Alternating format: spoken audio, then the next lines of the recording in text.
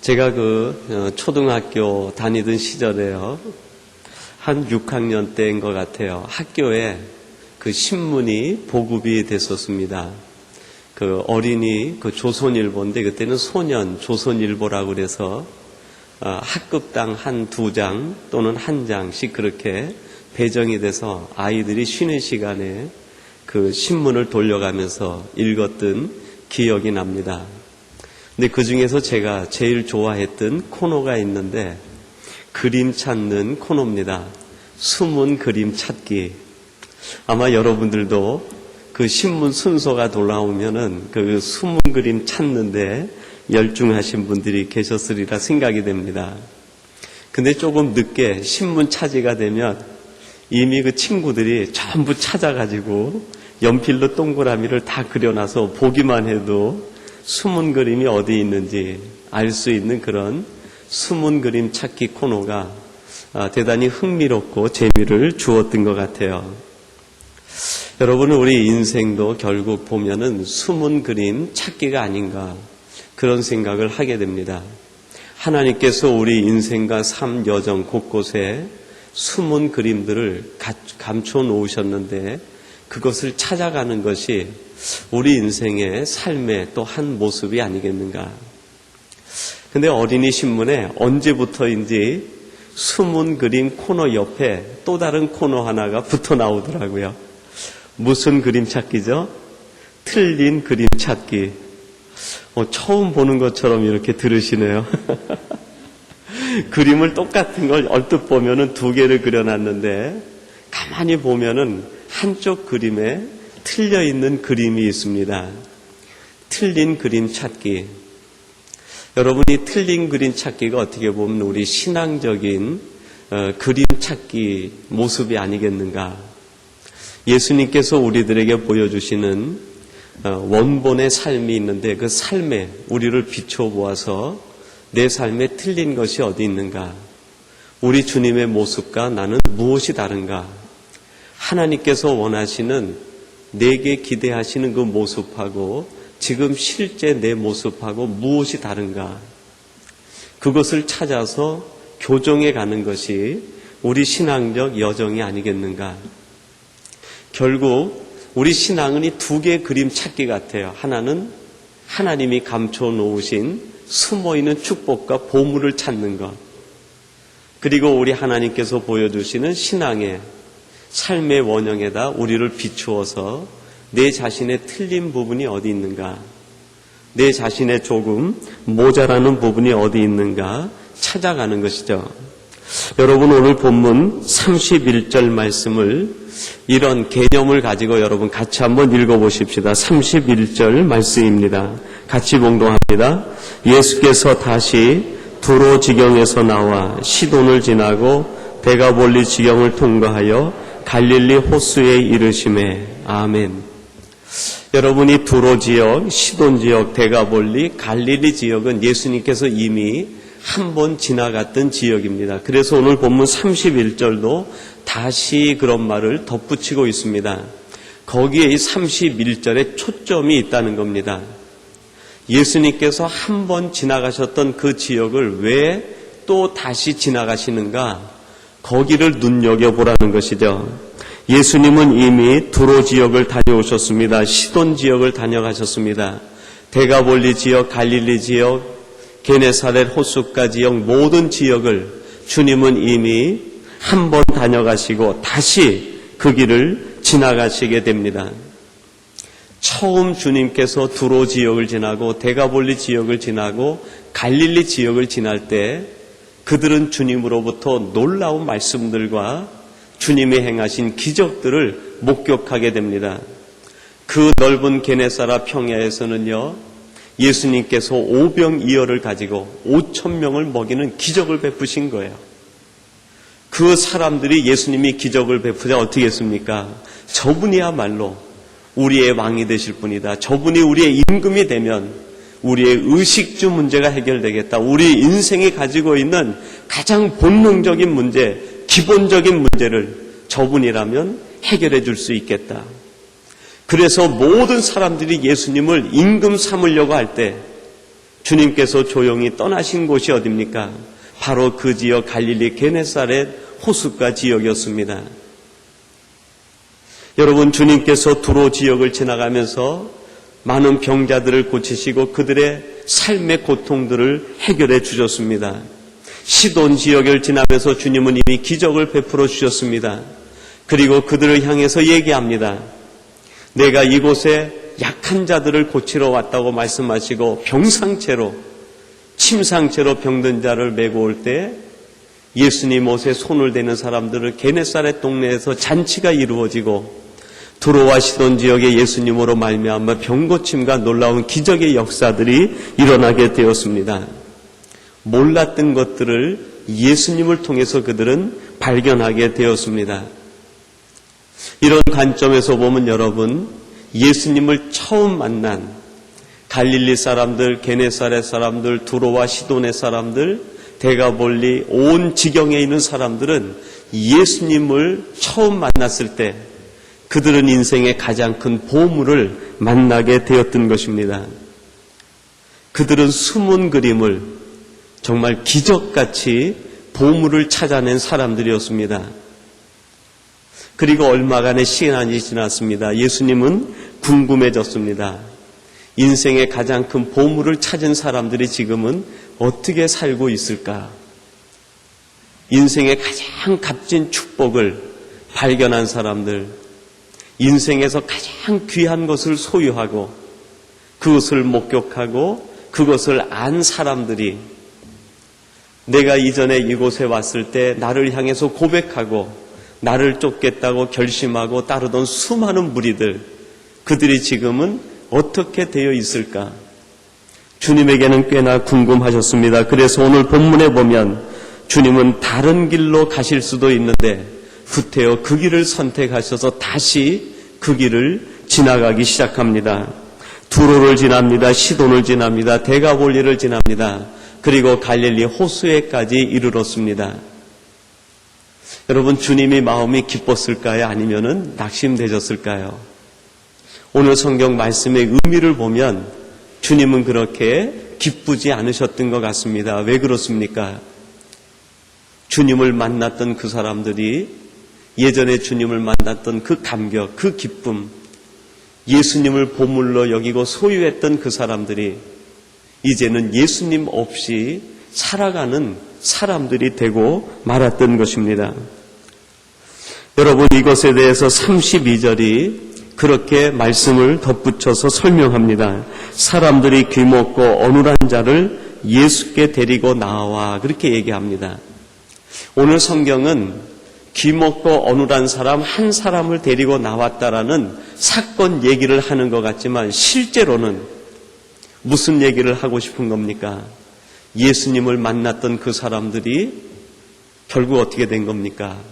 예수님을 전하지도 못하고 예수님의 사랑을 간직하고 있지도 못하고 귀먹고 어눌한 사람처럼 예수님에 대하여 귀먹은 사람, 예수님에 대하여 벙어리가 된 사람이 되고 말았다는 것입니다.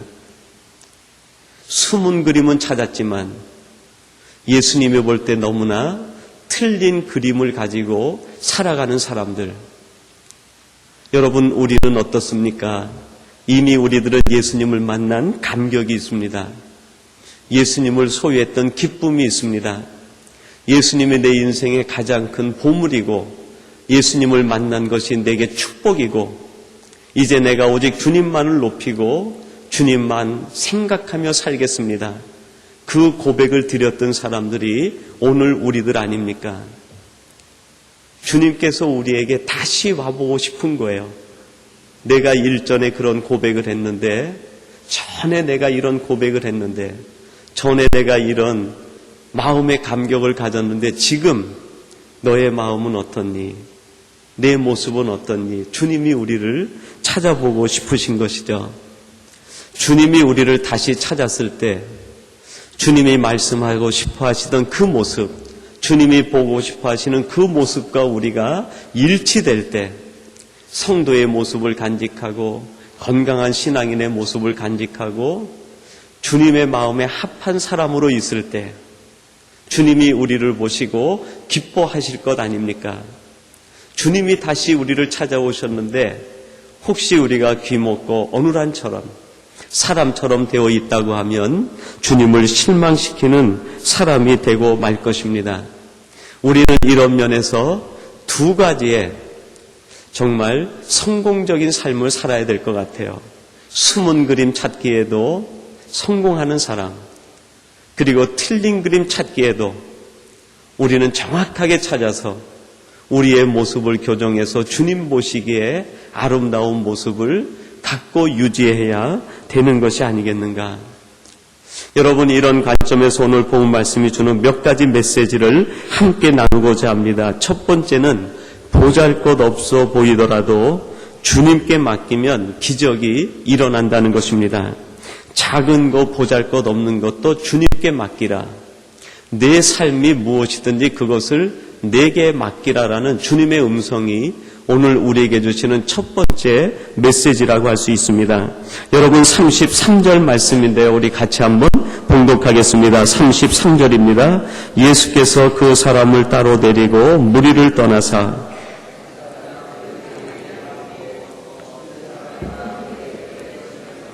아멘.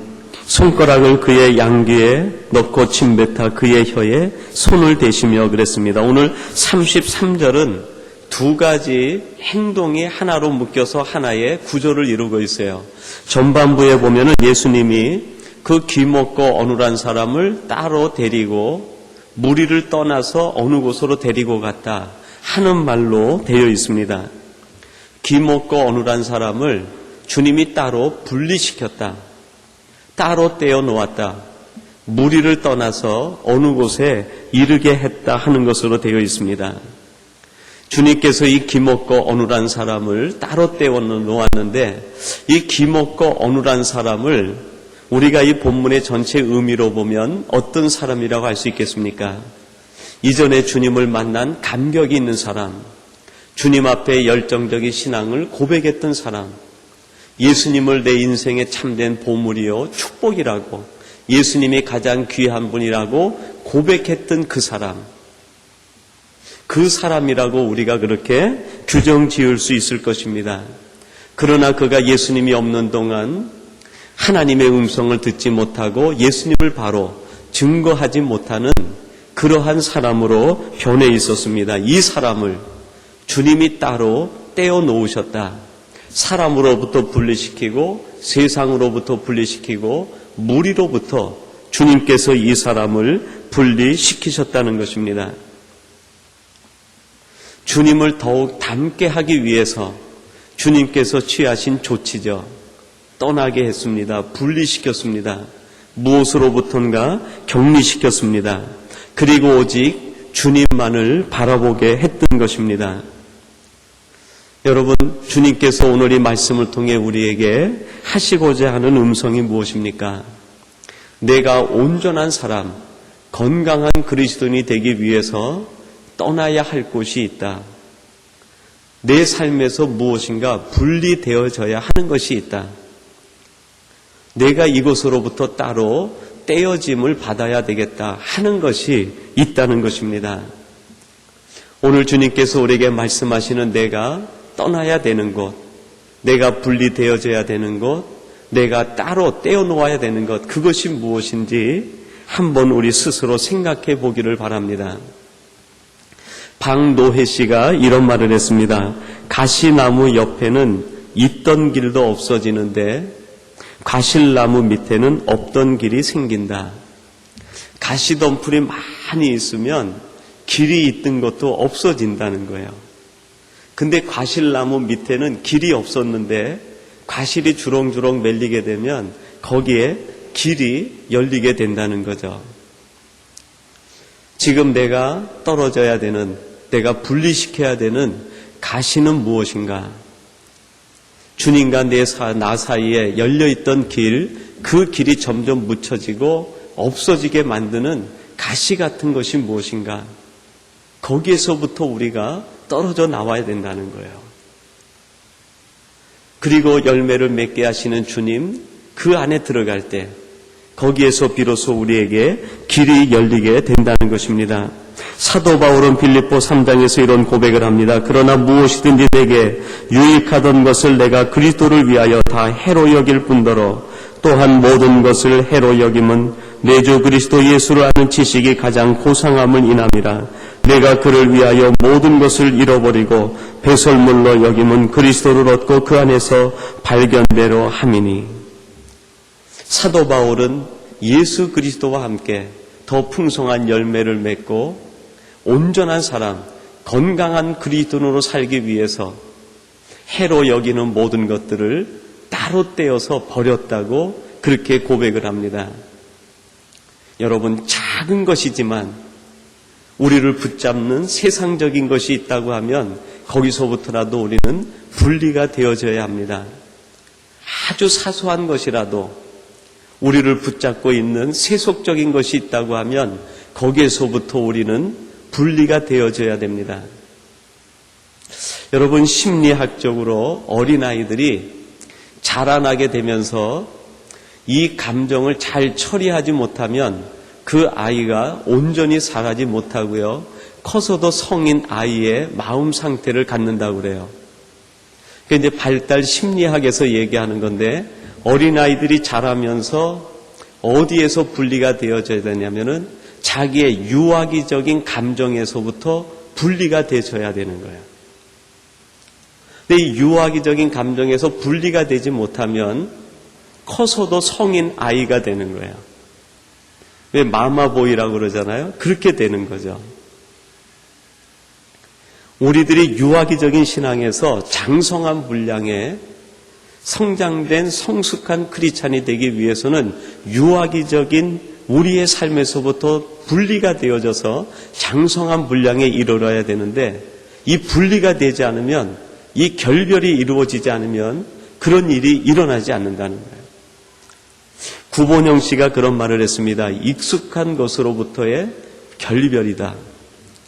익숙한 것으로부터 결별하지 못하면 우리는 성장할 수 없다는 것입니다. 세상에서 너무나 익숙해졌던 것, 내게 너무나 친근한 것, 그렇지만 그것이 신앙적이지 않고 그것이 우리의 신앙을 방해하고 있다고 하면 거기에서부터 과감하게 분리되어질 때 우리는 성장할 수 있고 성장해 갈 수 있다는 거예요. 신앙적 성숙이 이루어지는 거죠.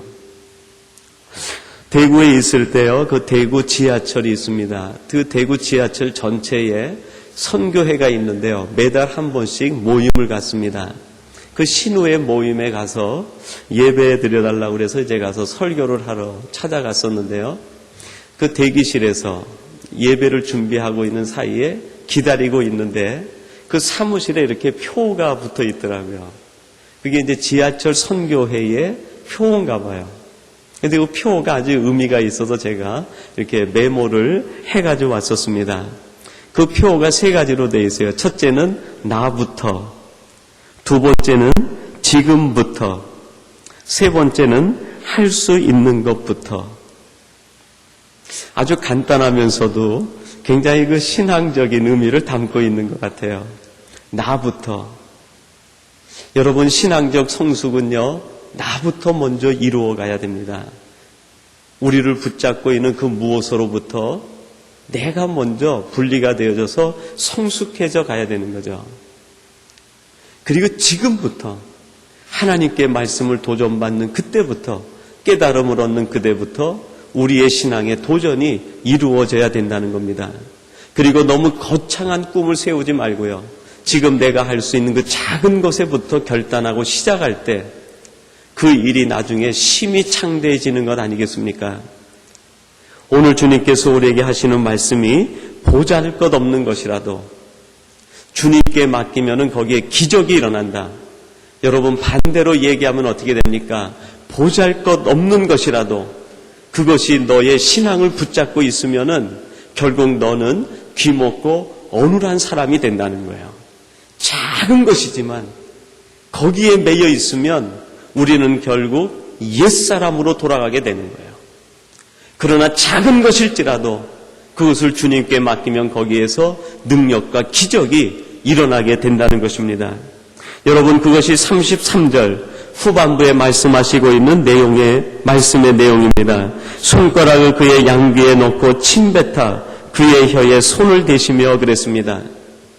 예수님께서 병든 자들을 고치시는 여러 가지 기적 이야기가 있는데요. 그 중에서 마가복음에서 나오는 얘기 중에 2번 나오는 것이 있는데 그게 침을 뱉어서 치유를 하십니다. 오늘 본문에 나오는 이 기먹고 어눌한 사람을 치료하시는데 예수님이 손에다 침을 뱉어서 그거를 부벼가지고요. 그 사람의 그 혀에다 대니까 입이 풀리고 말이 분명해지게 되었다고 얘기합니다. 도대체 왜 주님께서 이 침을 발라서 치유를 하셨는가? 이것이 이제 성경학자들의 연구 대상이 됐었어요. 근데 많은 분들이 자기 나름대로의 이론을 얘기하는데 그랜트 오스본이라는 분은 이렇게 얘기했습니다. 침은 가장 보잘것없는 것이다. 아무 의미가 없는 것이다. 작은 것이다. 아무 힘이 없는 것이다. 그러나 이 작은 것이 주님의 손에 들려지게 되었을 때 그것은 기적의 도구가 될 수 있다. 그러면서 이 33절 전반부의 말씀하고 후반부의 말씀을 역설적으로 대비를 시켰어요. 33절 전반부는 뭡니까? 우리 주님께서 기먹고 어눌한 사람을 무리로부터 따로 떼어내신 거예요. 그게 뭐라고요? 작은 것일지라도 세상에 매여 있으면 결국 그것이 우리를 귀먹고 어눌하게 만든다는 거예요. 작은 것이지만 세상적인 것에 미혹되면 결국 우리는 옛사람이 되고 만다는 거예요. 그러나 이 침처럼 작은 것, 무의미한 것, 아무 힘이 없는 것, 아무 소용에 쓸모가 없는 것, 그것이라 할지라도 주님의 손에 붙들리면 그것이 기적의 도구가 된다는 것입니다. 여러분, 우리 주님께서는 우리를 작지만 우리 주님 손에 들려서 귀하게 쓰이기를 원합니다.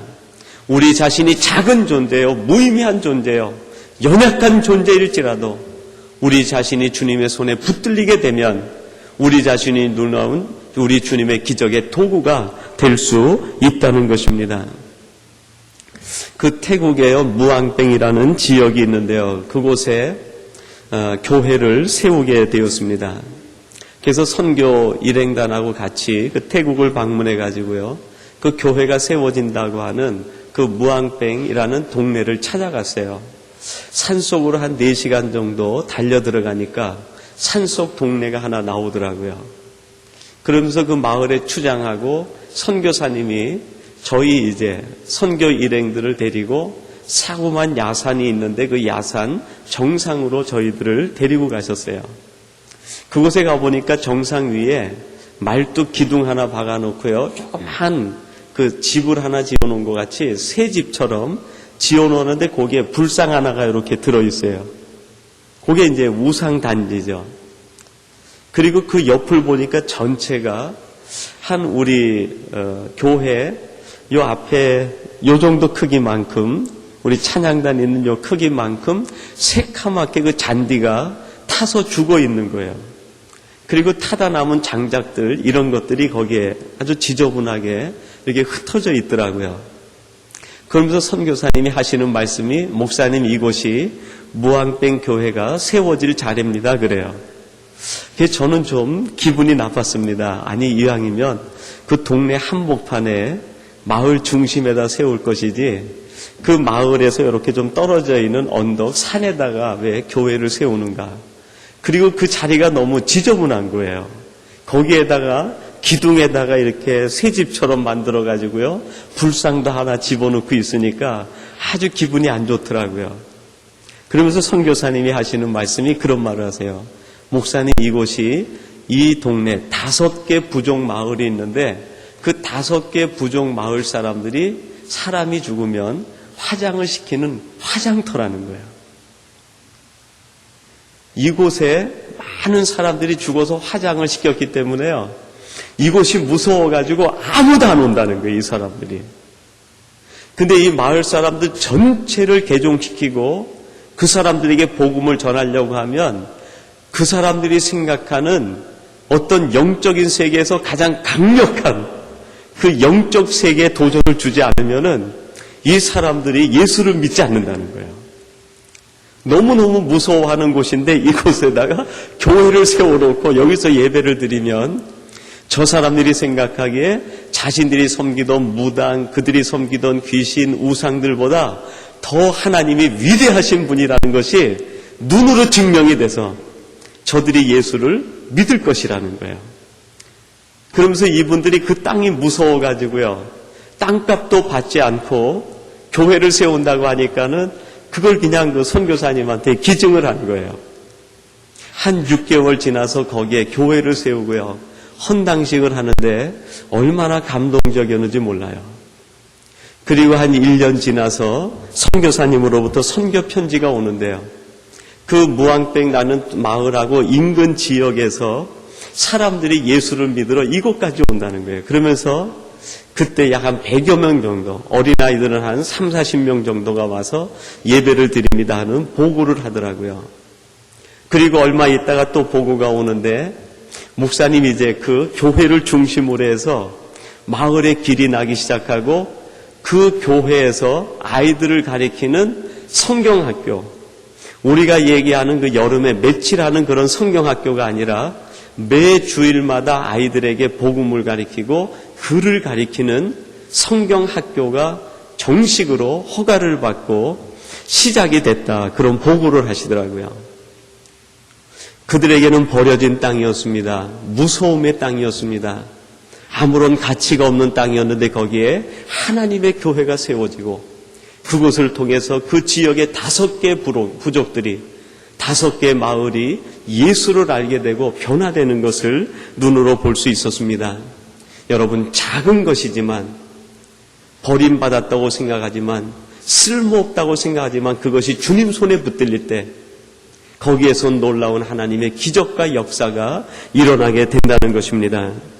그리고 두 번째로 오늘 본문에 보면은요, 의존의 대상이 달라졌음을 얘기합니다. 여러분, 32절에서 이런 말씀을 합니다. 사람들이 귀먹고 어눌한 자를 데리고, 그런 말을 합니다. 이 귀먹고 어눌한 자를 누가 데리고 왔나? 사람들이 데리고 왔다 얘기합니다. 갈릴리 사람들이나 무리들입니다. 세상의 메인 사람들, 세상에 있는 사람들에게 의존적이었던 인물이 바로 이 귀먹고 어눌한 사람이에요. 그런데 36절 말씀에 보면 그 사람이 어떻게 변했습니까? 예수께서 저희에게 경계하사 아무에게라도 이르지 말라 하시되 경계하실수록 저희가 더욱 널리 전파하니 그랬습니다. 예수께 메인 사람이 되었습니다. 사람에게 의존적이었던 이 사람이 예수님을 신뢰하고 오직 예수님의 음성을 듣고 주님만을 따르는 사람이 되었다. 여러분들은 지금 무엇에 의존적인 사람이 되어서 살아갑니까? 우리가 예수를 믿는다고 하면서도 혹시 세상에 의존적으로 살아가고 있는 것은 아닌가? 세상의 다른 일에 우리가 의존적으로 의지하며 살아가고 있는 것은 아닌가? 우리가 이 말씀을 통해서 냉철히 돌아봐야 될 것입니다. 주님께서 이 두로 시돈 여러 지역을 다니면서 예수님을 믿고 예수님만 의지하겠다고 결단하고 고백한 그 사람들을 다시 찾아갔을 때 주님이 보신 모습은 주님만을 의지하는 것이 아니라 그들이 다시 세상을 의존하는 사람들, 무리를 의존하는 사람, 세상을 기대하는 사람으로 변해지고 있었다는 것입니다. 주님께서 그를 따로 떼어 세워놓으시고 오직 주님의 음성만을 듣는 사람이 되게 하셨습니다. 여러분, 대구에서 그 군선교 연합 집회가 있었는데요. 그 연합 집회 첫째 날은 제가 가서 말씀을 전하고 둘째 날 그 지역에서 이제 군목으로 설교를 하시는 목사님이 오셔서 말씀을 전하시는데 말씀을 전하시다가 이 군목 목사님께서 아주 재미있는 유머를 하시더라고요. 군인들에겐 3가지 그 군인 정신이 있다는 거예요. 첫 번째는 주는 대로 먹는다. 두 번째는 자라는 데서 잔다. 세 번째는 때리는 대로 맞는다. 그것이 군인 정신이래요. 그러면서 이분이 그것을 가지고 신앙적으로 얘기를 하더라고요. 건강한 신앙인이 누군가? 하나님이 그냥 주는 대로 먹는 사람. 하나님께서 가라는 대로 가서 하나님이 자라는 데서 자는 사람, 그리고 복음을 전하다가 오해를 받고 고통을 당하고 고난을 당하면 하나님이 주시는 것으로 알고 감당하는 사람, 그 사람이 건강한 사람이라는 거예요. 첫째 날 제가 설교할 땐 은혜를 못 받더니 둘째 날 군인정신 얘기하니까 군목순회에서 다 은혜를 받으시더라고요. 여러분, 우리들이 믿음으로 산다는 것이 무엇입니까? 오직 하나님을 절대 의존하고 오직 하나님이 하시는 것이라고 하면 하나님을 신뢰하고 따라가는 것을 의미하는 것 아닙니까? 우리가 예수님을 믿고 의지한다고 하면서도 혹시 우리가 사람을 의존하고 있는 것은 아닌가? 주님께서는 그런 사람의 손을 끊어서 어떻게 합니까? 오직 예수님만 의지하도록 주님이 그 손을 붙드시고 주님이 동행해 주시는 삶을 살게 하셨습니다. 그래서 마지막 세 번째로 오늘 말씀의 결론이 이렇게 결론합니다. 말이 분명해졌다, 그렇게 얘기합니다. 여러분, 우리 35절 말씀, 우리에게 주시는 마지막 결론의 말씀인데 같이 한번 보시겠습니다. 35절입니다. 그의 귀가 열리고 혀에 맺힌 것이고 풀려. 아멘. 말이 분명하다 그랬는데 이 분명하다라는 말은 진실하다, 깨끗하다, 거짓이 없다, 그런 뜻이 내포되어 있습니다. 그러니까 이 사람은 전에는 말이 깨끗하지 못했다는 것이죠. 말이 진실하지 못했다는 것입니다. 말 속에 거짓이 있었다는 것입니다. 그러나 주님과 함께 동행하고 주님과 다시 새로운 관계가 맺어지면서 이 사람의 말이 분명해졌다. 진실하게 되고 깨끗해지게 되고 거짓이 없게 되었다. 그런 말뜻이 됩니다. 여러분, 우리들이 주님을 만난 그 증거가 무엇으로 표현될 수 있겠습니까? 우리의 언어 생활, 우리의 삶의 행동 방식, 우리의 생각, 마음가짐, 그것으로 우리가 주님을 만났다는 것이 증거되고 표현되는 것 아니겠습니까? 그 간디가 자기 자서전을 쓰면서요, 그 자서전 내에다가 이런 이야기를 했습니다. 우리가 일단 진리의 편에 서기만 하면 신은 자연히 우리를 돕는다. 진리의 편에 선다는 것은 분명한 말을 하는 것이다. 신 앞에서 순수하고 사람 앞에서 거짓이 없고 자신 앞에서 부끄러움이 없는 말을 하는 것이다. 간디는 그의 자서전에서 진리 편에 서기만 하면 우리는 반드시 승리한다. 근데 진리 편에 선다는 것이 무엇인가? 세 가지 측면을 얘기합니다. 절대자 하나님 앞에 서서 마음이 순수한 것, 그리고 사람 앞에 섰을 때 거짓 없는 말을 하는 것, 그리고 자기 자신 앞에서 부끄러움이 없는 말을 하는 것, 그것이 진리편에 선다는 신앙적 표현이라는 거예요. 오늘이 귀먹고 어눌한 사람은 주님을 만나서 그의 언어와 그의 삶이 깨끗해졌습니다. 분명해졌습니다. 하나님이 볼 때에 흡족한 삶의 자세로 들어가게 되었습니다. 시편 15편 1절에서는 이렇게 말씀합니다. 여호와여, 주의 장막에 유할 자 누구며 주의 성산에 거할 자 누구 오니이까? 이렇게 질문하고 4절에서 대답을 하는데요. 그 눈은 망령된 자를 멸시하며 여호와를 두려워하는 자를 존대하며 그 마음에 서운한 것은 해로울지라도 변치 아니하며. 여호와의 장막에 거할 자 누구고 주의 성산에 거할 자가 누굽니까? 자기에게 해가 된다 할지라도 자기가 말한 것에는 분명하게 지키는 사람이 하나님의 장막, 주의 성산에 거하는 사람이라고 표현합니다. 한 번은 저희 집사람하고요, 한국에 있을 때 그 오디오를 한번 산다고 이마트를 간 적이 있습니다. 이마트 가서 그 오디오, 전자기기 코너에 갔더니 좋은 오디오 고르는 법 해가지고 메모를 몇 가지 해놨더라고요. 이것만 잘 유념해서 보면 좋은 오디오를 살 수 있다는 거예요. 첫째는 바른 주파수, 두 번째는 충분한 배터리 양, 세 번째는 분명하고도 맑은 음질, 그것만 테스트해 보라는 거예요. 이게 좋은 주파수를 갖고 있는가? 그리고 이것이 충분한 그 에너지를 갖고 있는가? 그리고 이것이 음질을 내는데 분명하고도 맑은 음질을 내는가? 그걸 보면서 이거는 오디오에 대한 문제가 아니라 이건 신앙인에 대한 문제겠다. 그런 생각이 들더라고요. 여러분, 우리가 건강한 그리스도인, 좋은 성도가 된다는 것은 우리의 주파수가 언제나 하나님과 매치가 되어 있는 거 아닙니까? 하나님의 음성을 듣고 처음 주님을 만났을 때나 지금이나 변함이 없는 사람들, 늘 한결같은 사람들, 그리고 우리 안에 에너지가 충분해야 되는데 성령님을 통해서 공급되는 에너지가 우리 안에 충분한 사람, 그리고 우리가 표현하는 것들이 하나님이 볼 때 언제나 맑고 분명한 하나님의 음성, 하나님이 원하시는 그 소리만 낸다고 하면 우리들이 좋은 그리스도인, 하나님의 좋은 사람들이 되지 않겠습니까? 오늘 저와 여러분들이 다시 한번 주님을 처음 만났던 그때와 오늘 나의 상태는 어떠한가? 우리가 주님을 처음 만났을 때 그 감격, 보물을 찾았던 그 기쁨, 그 열정이 지금 내 안에도 아직 그대로 있는가? 아니면 주님의 그 모습과 우리의 모습이 너무 틀려 있는 것은 아닌가? 그렇다면 우리의 귀먹고 어눌했던 모든 것들을 정리해서 주님이 원하시는 건강한 그리스도인, 좋은 크리스찬들이 되어야 되지 않겠습니까? 이러한 삶의 변화를 이루어 이 시대에 주님이 사용하시고 하나님이 원하시는 복된 성도, 아름다운 크리스찬들, 건강한 그리스도인들이 되기를 주님의 이름으로 축원합니다.